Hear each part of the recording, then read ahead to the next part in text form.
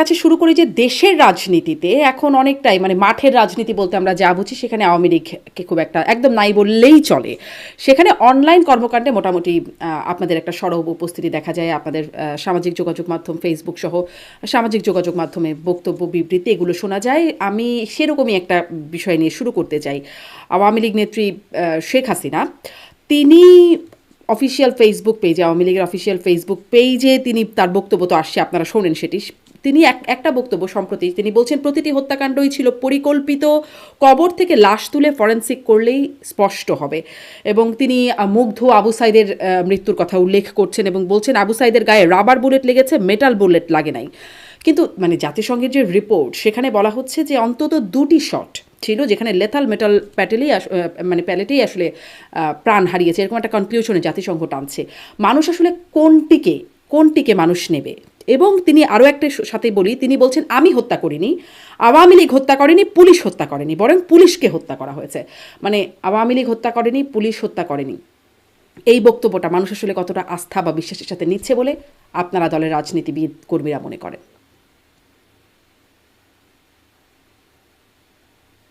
আপনাকে নতুন বছরের শুভেচ্ছা।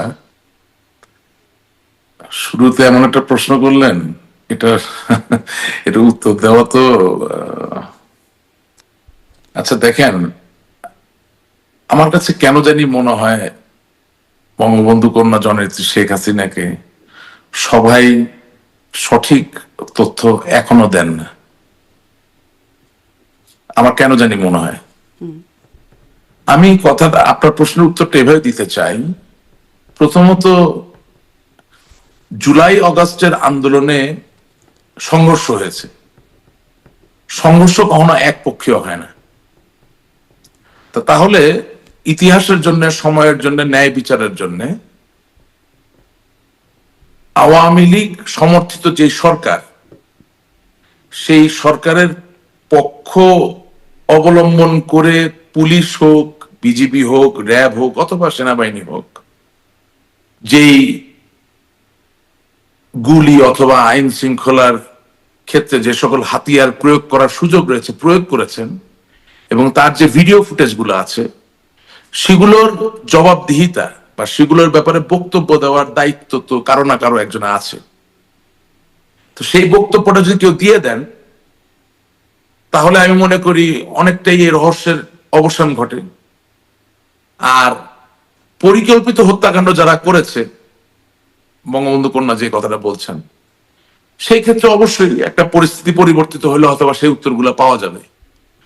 প্রবলেমটা হয়ে যাচ্ছে কি, যে দিনের শেষে আমরা তো রাজনীতি করি যাদেরকে নিয়ে, তারা কি দেখছে সেটা আমাদেরকে চিন্তা করতে হবে। সামাজিক যোগাযোগ মাধ্যমের প্রত্যেকটা জায়গায় এত বেশি এই তথ্যচিত্র বা এই অডিও ভিজুয়াল কন্টেন্ট, যে এই ব্যাপারে আওয়ামী লীগের পক্ষ থেকে পরিষ্কার কোনো বক্তব্য যদি না আসে, তাছাড়া প্রতিনিয়ত আমরা কিন্তু যারা এইসব কন্টেন্ট দেখতেছেন তাদের থেকে দূরত্ব তৈরি করছি। এখন আমি যদি মনে করি যে এই কন্টেন্ট দেখছে স্পেশালি জেনজি বা মিলেনিয়ানরা, তাদেরকে আমাদের প্রয়োজন নাই, তাইলে তো আর কোনো কথা আগানোর কোনো প্রয়োজন নাই। কিন্তু at the end of the day, যেমন ধরেন আমি আসলে জাতিসংঘের রিপোর্টের থেকেও বেশি চিন্তিত কোথায়, একটা কিছুদিন আগে একটা ডকুমেন্টারি বেরিয়েছে 15 মিনিটের, যেটা যাত্রাবাড়ি থানার ওখানে শুটিং বা কিলিং হয়, ওই ওই ওই সংস্থাটা, হ্যাঁ ওই সংস্থাটার নামটা ভুলে গেছি, ওরা সেপ্টেম্বর মাসে বের করেছিল। তো আমি খুব নিবিড় ভাবে সেটা দেখলাম। এইটার ব্যাপারে তো একটা ন্যারেটিভ আপনার থাকতে হবে। এবং নেত্রী যে কথা বলছে কথা সত্য, আওয়ামী লীগ তো হত্যাকাণ্ড করেন নাই। আওয়ামী লীগ একটা রাজনৈতিক দল হিসেবে এর সাথে কোনো সম্পৃক্ততা নাই বলে আমি বিশ্বাস করতে চাই এবং আমি বিশ্বাস করি। আওয়ামী লীগ একটা রাজনৈতিক দল, সে রাজনীতি করে।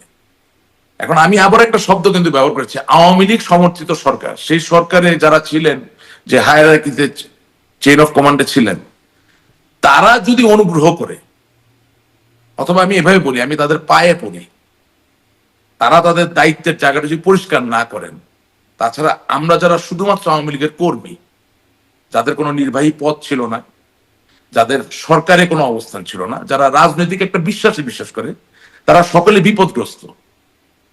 অর্থাৎ এই যে আপনি ধরেন আমি যেই ভিডিও চিত্রতে কিলিং স্প্রি দেখলাম, আমি তো পুলিশের গুলি করা দেখছি, তাই না ভিডিওতে? এখন অন্য সাইড থেকে গুলি করছেন কি করছেন না সেটা আমি অতটা দেখি নাই, তবে যেটুকু দেখা যাচ্ছে তাতে করে পুলিশের ভূমিকাটাকে ভুল বোঝার অনেক সুযোগ রয়ে গেছে। এখন ভুল বোঝার কেন যিনি বলছেন? কারণ ওখানে ন্যারেটিভটা তো খুব মারাত্মক, তাই না? ওখানে ন্যারেটিভ বলছে যাদেরকে গুলি করা হচ্ছে তাদের হাতে তো কোনো মরণাস্ত্র দেখা যাচ্ছে না। এখন যদি না আরেকজনের হাতে কোনো মরণাস্ত্র না থাকে, তাছাড়া আপনি কিভাবে কি কারণে আপনি গুলি করবেন? এটা একটা জায়গা। হ্যাঁ, এখন একটা ব্যাপার আছে, ধরেন আমার উচ্চতা যদি 4 ফিট হয় আর 6.5 ফিট লম্বা যদি কোনো লোক আমাকে আঘাত করতে আসেন, তখন তার হাতে অস্ত্র না থাকলে আমি তাকে হয়তো বা গুলি করতে পারি। আত্মরক্ষার ক্ষেত্রে জাস্টিফিকেশনের কিছু জায়গা থাকে। হ্যাঁ, এখন ধরেন আপনি যদি যাত্রাবাড়ির সেই ভিডিওটির কথাই বলেন, যেটি আসলে আমিও দেখেছি 3 মাস আগে প্রথম আলোতেও সেটির একটা মানে বড় প্রতিবেদন তথ্যচিত্র আমার জন্য প্রথম আলো কোনো বিষয় না, প্রথম আলো দেখা যাচ্ছে না, শুনেন, আমার জন্য প্রথম আলো কোনো বিষয় না। আমি আবার একটু বলি, প্রথম আলো কেন বিষয় না? প্রথম আলো বাংলাদেশের ভিতরেই তো একটা পত্রিকা, তার ভালো লাগা না ভালো লাগা, তার বিভিন্ন রাজনৈতিক উদ্দেশ্য এইসব ব্যাপার থাকতে পারে। হ্যাঁ, আমি প্রথম আলোকে খুব ঘনিষ্ঠভাবে চিনি, সুতরাং প্রথম আলো আমার জন্য ফ্যাক্টর না।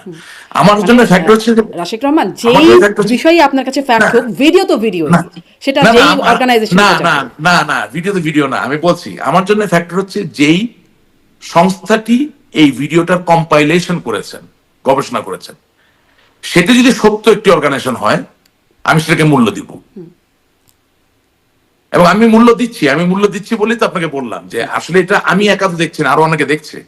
সুতরাং সেই জায়গা থেকে আগ্নেয়াস্ত্র ব্যবহার করার যৌক্তিকতা কতটুকু ছিল বা না ছিল সেসব তর্ক বিতর্কের সুযোগ রয়ে যায়। কিন্তু আমি আবার বলছি, মিনতি করে বলছি, যে আওয়ামী লীগের নির্বাহী শক্তির যারা অধিকারী ছিলেন, যারা একেবারেই সরকার পরিচালনার জায়গায় ছিলেন, যাদের নির্দেশ অথবা পুলিশ চলতো, তারা যদি আল্লাহর ওয়াস্তে এখন এই জিনিসগুলো পরিষ্কার না করেন, তাহলে যেটা হবে যে আওয়ামী লীগের একজন নিরীহ যিনি কর্মী, যিনি আসলে কারো একটা চুলও হয়তো বা ছিলেন নাই, কারো হয়তো ক্ষতিও করেন নাই, তিনি কিন্তু এখন ক্ষতির সম্মুখীন, তিনি কিন্তু দৌড়ে পালিয়ে বেড়াচ্ছেন।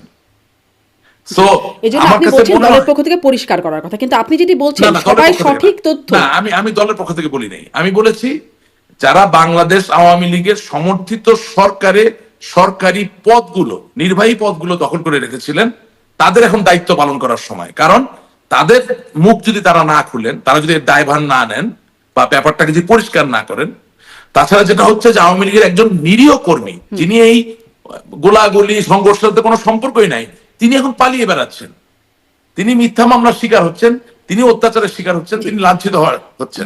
আপনার বক্তব্য স্পষ্ট। আপনি বলছেন যে নেত্রীকে এখনো সঠিক তথ্য, সবাই সঠিক তথ্য দেন নাই, কিন্তু তাকে তথ্য দিতে হবে কেন? তিনি নির্বাহী, আপনি যে বলছেন প্রধান, তিনি প্রধান, এবং জাতিসংঘের রিপোর্টে বলছে যে তিনি সরাসরি নির্দেশদাতা। আচ্ছা শুনেন, আমি নিজেও তো, আপনি যেরকম আমাকে জিজ্ঞেস করছেন, আমি নিজেও কিন্তু অনেকটা বিভ্রান্ত। কারণ জননেত্রী শেখ হাসিনা বলছেন তিনি সাংবিধানিকভাবে বাংলাদেশের এখনো প্রধানমন্ত্রী। উনি যদি এখনো প্রধানমন্ত্রী থাকেন, আমি সেই ডিবেটে যাব না। তাহলে আবার ওনার একজন সাবেক তথ্য প্রতিমন্ত্রী আরাফাত, সে আবার নির্বাচন চাইছে একটা তত্ত্বাবধায়ক সরকারের অধীনে। জিনিসটা একটু ডাবল স্ট্যান্ডার্ড হয়ে যাচ্ছে। তো তার মানে নেত্রীর কথা তো উনি শুনছেন না। নেত্রী যদি প্রধানমন্ত্রী থাকেন এখনো সাংবিধানিক ভাবে, তাহলে তারই একজন তথ্যমন্ত্রী তার সাবেক হওয়ার কথা না, তার থাকার কথা বর্তমান তথ্য প্রতিমন্ত্রী, এবং তার কারো অধীনে নির্বাচন চাওয়ার কিন্তু কথা না। সো আমি নিজেই বিভ্রান্ত। আবার একই সাথে যিনি নিজেকে সাবেক স্বরাষ্ট্রমন্ত্রী বলছেন, তারও তো নিজেকে সাবেক স্বরাষ্ট্রমন্ত্রী বলার কোনো সুযোগ নাই, তিনি বর্তমান স্বরাষ্ট্রমন্ত্রী। সুতরাং তাকে তো কথা বলতে হবে। এখন কথা হচ্ছে যে দলের ন্যারেটিভটা তো পরিষ্কার হচ্ছে না, নেতা কর্মীরা তো কনফিউজড। বাংলাদেশ আওয়ামী লীগের নেতা কর্মীরা জননেত্রী শেখ হাসিনাকে ভালোবাসেন, তার উপর আস্থা রাখেন। জননেত্রী শেখ হাসিনা যখন বলেন আমি এখনো বাংলাদেশের প্রধানমন্ত্রী, তখন তারা মনে প্রাণে মেনে নেয় যে তিনি প্রধানমন্ত্রী। তাহলে ওনার মন্ত্রী এবং সংসদ সদস্যরা সবাই একযোগে যদি বলে তারা সাবেক, তাহলে কোনটা সঠিক? তাতে নেতা কর্মীরা বিভ্রান্ত হচ্ছে। আমার জায়গাটা ছিল ওইটা, যে সরকারের জায়গাটা, সংসদের জায়গাটা, রাজনৈতিক কর্মীর জায়গাটা পৃথক করে আলাদা করে পরিষ্কার করা দরকার। আমি আশা করি আমাকে কেউ ভুল বুঝবেন না। আমি আশা করি আপনাকে যে কথাগুলো বলছি ঠিক সেভাবে আপনি উপস্থাপন করবেন, যাতে ভুল বোঝার সুযোগটা না থাকে। কারণ যে কোনো একটা রাজনৈতিক আবহ, পলিটিক্যাল একটা এনভায়রনমেন্ট বা ইকোসিস্টেমে অনেকগুলো কম্পোনেন্ট থাকে। Awami League is not everything. Awami League is part of it. It's a political party. It has a political philosophy. It has a political ideology. Not necessarily the executive body, the government follows all the ideology and philosophy of Awami League. Rasik Rahman, তাহলে কি বিষয়টা এরকম যে আপনাদের দলের মধ্যে কি coordination বা সমন্বয় জিনিসটার অভাব? কারণ শেখ হাসিনার সাবেক প্রধানমন্ত্রী না হয়ে বর্তমান প্রধানমন্ত্রী যদি হয়ে থাকেন, আর মন্ত্রীরা আপনি বলছেন যে তারা নিজেদেরকে আবার সাবেক বলছেন, এই যে একটা সাংঘর্ষিক অবস্থান, কোনটা সত্যি? সমন্বয় করে কি নিজেদেরকে প্রেজেন্ট করছেন না মানে আপনার দলের শীর্ষ নেতারা? এখন এটা তো একটা কৌশল হতে পারে যে পর্দার আড়ালে হয়তো বা সমন্বয় আছে, কিন্তু ওই কৌশলের কথা আমি জানি না। মানে এটা যে কি আমি নিজেই বুঝতেছি না। হ্যাঁ, আপনি আমাকে আমন্ত্রণ জানিয়েছেন, আমি তো আর লুকিয়ে থাকতে পারি না। হ্যাঁ, যেটুকু প্রাণে বেঁচে থাকার জন্য বা আমার উপরে অন্যায় যাতে সংগঠিত না হয়, আত্মরক্ষার্থে আমার যেটুকু দূরত্ব রাখা সেটা রেখে আমাকে আমার রাজনীতি করতে হবে, আমাকে আমার কথা বলতে হবে। আপনি যেহেতু আমাকে আমন্ত্রণ জানিয়েছেন, আমি সাড়া দিয়েছি। এবং আমি তো বললাম প্রথমে যে আপনার প্রশ্নটা খুবই জটিল, এটা উত্তর দেওয়া সহজ না। কিন্তু আমি নিজেই বিভ্রান্ত যে যদি আমাকে আমি যদি মেনে নেই, যেটা আমরা অফকোর্স আমরা এটা মেনে নেই যে বাংলাদেশ আওয়ামী লীগের সভানেত্রী জননেত্রী শেখ হাসিনা, উনি যদি নিজেকে সাংবিধানিক ভাবে এখনো বাংলাদেশের প্রধানমন্ত্রী দাবি করেন, তাহলে ওনার সাথে যারা আছেন, যারা প্রতিনিয়ত বিভিন্ন বিবৃতি দিচ্ছেন, বক্তব্য দিচ্ছেন, তারা তাহলে নিজেদেরকে সাবেক বলবেন কেন? এটা তো তার বক্তব্যের প্রতি সুবিচার করা হচ্ছে না।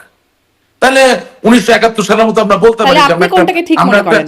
প্রধানমন্ত্রী, বর্তমান প্রধানমন্ত্রী, মানে দুইজনের আমি ওটাতে যাওয়ার আগে আমি বলছি যে তাহলে আমাদেরকে 1971 সালের মতো একটা প্রবাস সরকারের কথা ঘোষণা করতে হবে, যে আমি বর্তমান স্বরাষ্ট্রমন্ত্রী, আমি বর্তমান তথ্য প্রতিমন্ত্রী, আমি বর্তমান পররাষ্ট্রমন্ত্রী, আমি বর্তমান এমপি সংসদ সদস্য, কিন্তু আমরা প্রবাসে আছি বিশেষ কোনো চক্রান্ত বা কোনো একটা ষড়যন্ত্রের কারণে। ঠিক আছে, এখন কোনটা সঠিক বা কোনটা সঠিক না সেটা বলার থেকে আমি মনে করি কোনটা বেশি প্রয়োজন সেটা আমি বলবো। আমি মনে করি কোন অবস্থায় বিদেশি কোন শক্তির উপরে, অবশ্যই তারা আমাদের মিত্র হবেন, বন্ধু হবেন, তারা তাদের স্বার্থের কথা চিন্তা করে আমাদেরকে সহযোগিতা করবেন, কিন্তু নগ্ন ভাবে তো আমি কারো কাছে একেবারে নিজেকে সঁপে দিতে পারি না। আমাকে বাংলাদেশের রাজনীতি করতে হবে, আমাকে বাংলাদেশের কথা বলতে হবে। আপনি দেখেন, আমি একটা নগ্নভাবে সঁপে দেওয়ার কথা বলছেন, আপনি বুঝতে পারছেন না কার কাছে নগ্নভাবে সঁপে দেওয়ার কথা বলছি? আচ্ছা ধরেন বাংলাদেশের একজন মুসলমান, তিনি তো বাংলাদেশের মুসলমান, পাকিস্তানের না, ভারতের না। বাংলাদেশের একজন হিন্দু, তিনি কিন্তু নেপালেরও না, ভারতের না, তিনি বাংলাদেশের, তিনি শ্রীলঙ্কারও না। তাহলে আমার দেশে যদি সংখ্যালঘু অথবা সংখ্যাগরিষ্ঠ যেভাবে ধরেন কারো উপরে অত্যাচার বা নির্যাতন হয়, তার পাশে তো আমাকে আমার দলীয় শক্তি দিয়ে